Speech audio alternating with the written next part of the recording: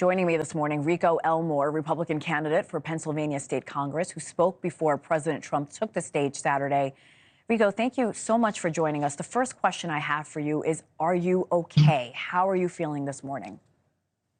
I thank you very much, and my prayers go out to the family, those that are involved. And I'm feeling as best as you can.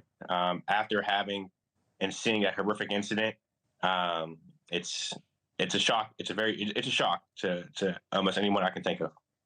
We understand you were just feet away from the president when those shots rang out. Chaos ensued. We've all seen that video many, many times. You're there. What went through your mind? The first and foremost thing, as we all know, President has Secret Service to his protection. The people that are there, they're looking for protection. My first inclination was to make sure everybody that was safe. So immediately when I heard the shots, when I realized that these are gunshots that are being fired, I turned around and yelled for everyone to get down, and they called for a medic. And I seen that there wasn't medical personnel identified in the near area. So I ran over as fast as I could over the barrier to assist a wounded individual who I come to find out who passed. Rico, you're a hero. The fact that you didn't think about your own safety and ran over to try to help somebody else. You were one of the speakers at the rally, like I mentioned. Now, a few hours later, we're all still processing what happened. Again, you're feet away. You stood in that same spot where former President Trump was shot just a few minutes before. What are you thinking this morning? Everyone's been saying I'm a hero, but I just did what I felt was a necessity to protect the people, to get people out. That was what I was. That's all I can think about. I seen kids, I seen families, some people that were scared, and my thought process was, if I can be a voice, if I can be a beacon for them to look to get them moving, that's what I wanted to do. And like I said, once again, my prayers go out to everyone affected, and especially the family of the deceased and the injured.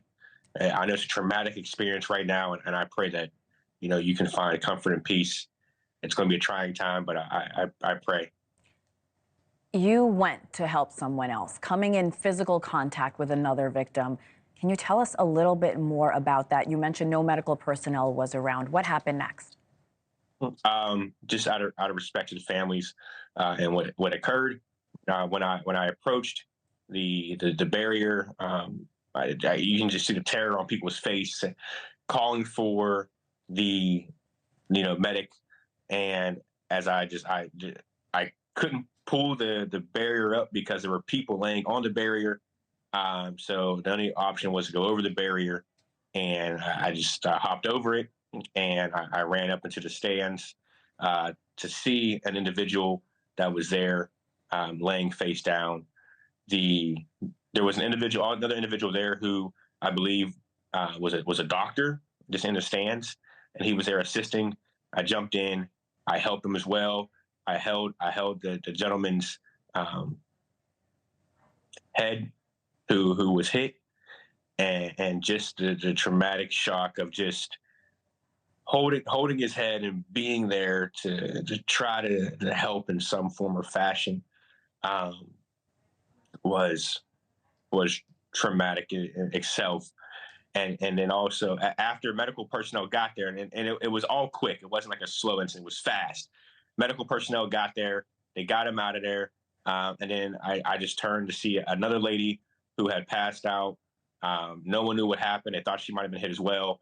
But we were able to get her out of there. We couldn't get her up. So I just threw her on my arm. Another individual helped me on the other side. We picked her up. Someone grabbed her feet. We ushered her out of there. We got her to medical personnel. And after that, we just started to get everyone out. State police said, "Yeah, we got to get people out of here."